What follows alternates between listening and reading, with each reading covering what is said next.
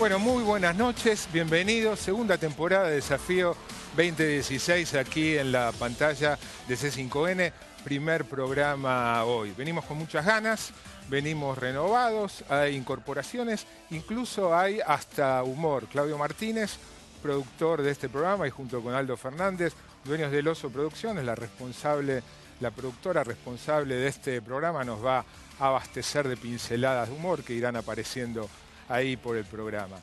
En la primera temporada, uno de los ejes del programa, un elemento central, fue tratar las promesas de campaña que los distintos candidatos planteaban para enfrentar los desafíos que se vislumbraban para 2016. Así como el año pasado ese fue un eje, este año un elemento que va a transitar todo a lo largo del ciclo va a ser el monitoreo, el seguimiento, el examen de las promesas de campaña que hizo el gobierno que finalmente ganó la elección. Macri en la Nación, María Eugenia Vidal en la provincia, haremos el seguimiento de algún intendente, ¿por qué no? Horacio Rodríguez Larreta o cualquier otro, incluso que se prometían para determinadas empresas públicas. Hoy vamos a empezar, recién escuchábamos a la legisladora del PRO hablar de pobreza cero. Hoy vamos a analizar qué está pasando en estos 90 días en pos de llegar a ese que fue uno de los 3 objetivos con los cuales Mauricio Macri insistió en la campaña: pobreza cero, derrotar al narcotráfico y unir a los argentinos. Hacia el final del programa, incorporamos columnistas. José Nathanson nos va a hablar acerca de si es verdad o no esto que el gobierno quiere instalar de que en el Estado sobra gente, con los miles de desafectaciones que hubo. Pero antes de eso, vamos a empezar con, como les anticipé antes, con un balance de los primeros 90 días de gestión de Cambiemos, de la presidencia de Macri, que se cumplen mañana. Seguramente el invitado que tenemos ya aquí en el estudio, hombre clave del gobierno, Marcos Peña, va a discrepar con parte del balance, o tal vez con todo el balance que hagamos ahora, así que después los vamos a charlar con él. Breve y sintético. Empezando por lo político, creo que lo primero que hay que decir es que en estos 90 días Macri logró gobernabilidad.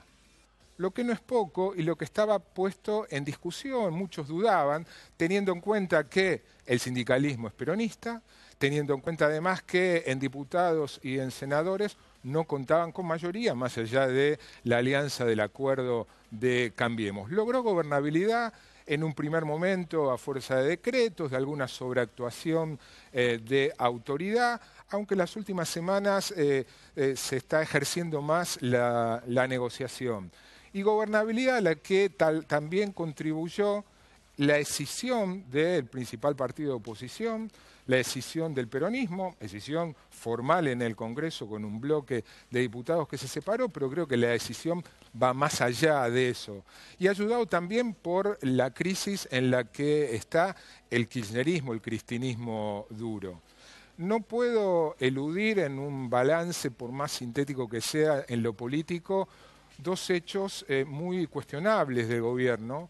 Uno, en realidad, podía discutirse si es atribuible al gobierno, que es la detención, ya hace casi 3 meses, de Milagro Sala, acusada en un primer momento por instigación al tumulto.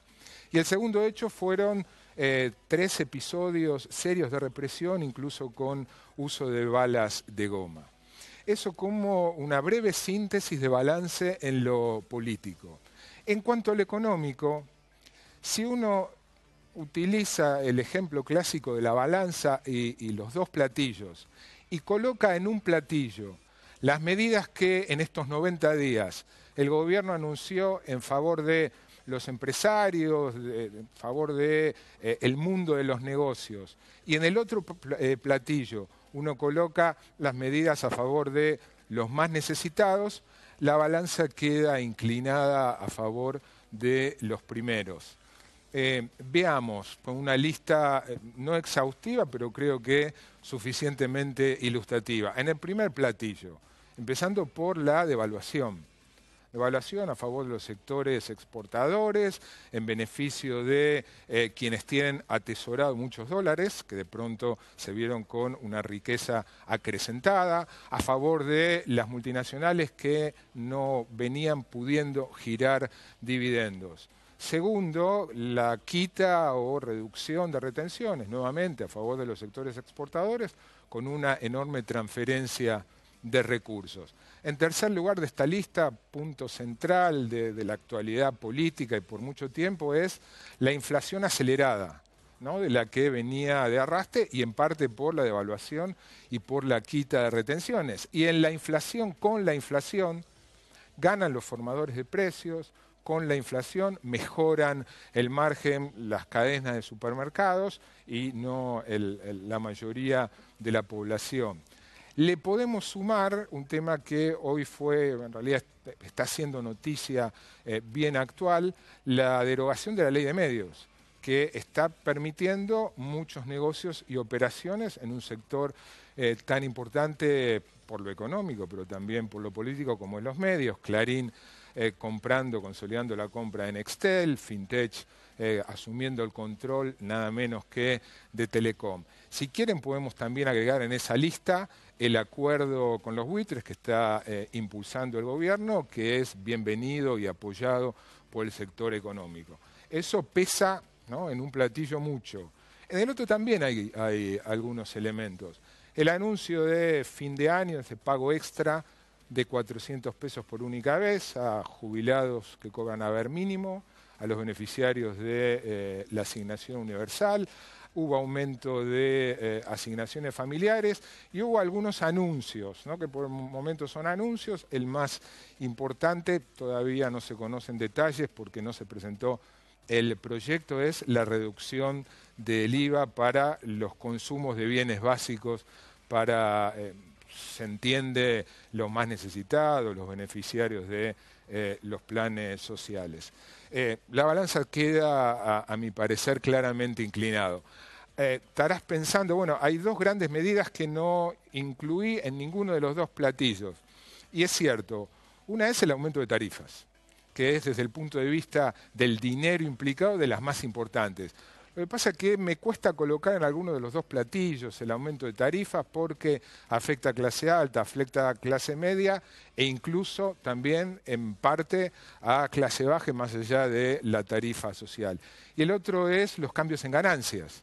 Los cambios en ganancias benefician a los trabajadores, es cierto, pero beneficia a los trabajadores que más ganan. En definitiva, y lo interesante es que el gobierno es consciente.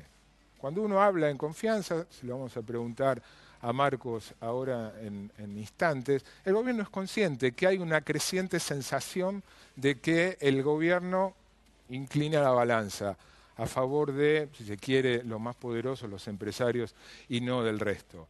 Y si se quiere, ese dato, más la aceleración de la inflación, más una economía en leve recesión, más los despidos que está habiendo. Recién Marcos Peña cuestionaba un dato que en principio es muy fuerte, 100.000 despidos, contabilizó una consultora, él creo que va a hacer una aclaración al respecto.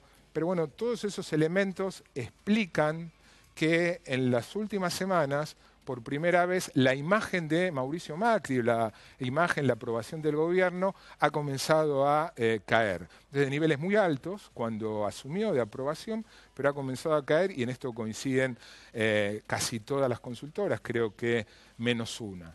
Sería muy injusto, y para terminar el balance, que no hablara de qué es lo que recibió el gobierno, la llamada herencia. De ninguna manera la herencia, el país que recibió Macri, es el país que Macri describió en el discurso de apertura el 1 de marzo, que pintó un panorama negro catastrófico. De ninguna manera ese es el país que él recibió, altísimo nivel de empleo y desendeudamiento, por citar dos de los elementos favorables, positivos. Ahora, también es cierto que recibió muy serios problemas y sería injusto no considerarlos al hacer un balance. La inflación que venía, el atraso cambiario, el desquicio tarifario, una economía que ya venía estancada. Ahora, lo cierto es que ese es el país que Macri recibió y que desde entonces, a mi juicio, gobernó con esa balanza inclinada.